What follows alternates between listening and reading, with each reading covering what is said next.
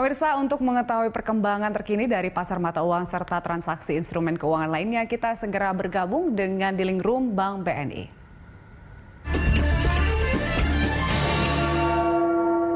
Dan kita telah terhubung dengan Treasury Research Analyst BNI, Puguh Andik. Halo Mas Puguh, apa kabar?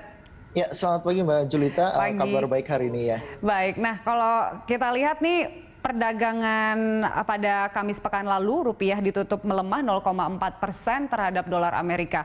Nah, untuk pergerakannya hari ini seperti apa? Ya mungkin untuk hari ini tadi rupiah dibuka datar ya di 14.600-an juga masih gitu ya.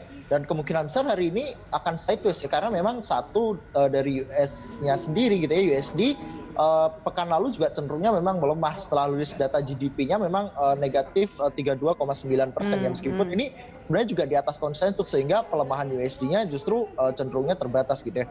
Namun dari sisi lain rupiah juga berpotensi melemah, justru sideways-nya juga cenderungnya akan melemah gitu rupiahnya, karena memang sentimen yang ada secara global maupun terutama hubungan dari Amerika Serikat dan China ya, yang cenderungnya memanas, ini akan membuat kemungkinan besar risk appetite akan sangat rendah sekali, sehingga kemungkinan besar rupiah pergerakannya akan sideways cenderung melemah gitu ya. Namun kalau kita lihat hari ini akan ada rilis data inflasi ya. Kalau memang inflasi ini kecenderungannya membaik gitu ya, ada tanda-tanda bahwa konsumsi kita cenderung membaik sehingga CPI cenderung naik gitu ya.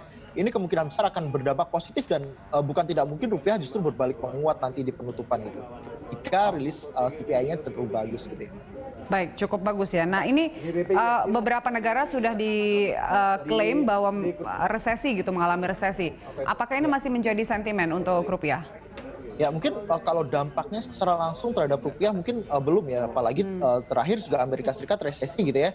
Dan mungkin yang ditakutkan pelaku pasar adalah sebenarnya lebih ke faktor psikologisnya, risk appetite-nya mereka gitu ya. Dimana kalau kita lihat ada kekhawatiran bahwa kemungkinan besar terburuknya gitu ya, bahwa ekonomi secara global bisa tumbuh seperti Amerika, negatif 32%, dan ini yang membuat akhirnya risk appetite cenderung turun dan menekan bukan hanya rupiah tapi juga mata uang beresiko lainnya di kawasan Asia seperti itu. Untuk Indonesia sendiri kan diperkirakan sekitar kisaran 4-5%, minus 4-5%. Nah ini juga masih menimbulkan kekhawatiran juga nggak di pasar? Ya, kalau kita lihat memang di akhir Juni lalu saya bilang bahwa rupiah memang GDP kita akan turun gitu ya, antara 2,7 sampai 3,2 gitu ya. Namun ternyata inflasi kita di Juni ternyata rilisnya justru sudah di bawah 2%. Jadi kemungkinan besar GDP kita akan turunnya cukup dalam sekali ya, sehingga mungkin kalau sampai 5% rasanya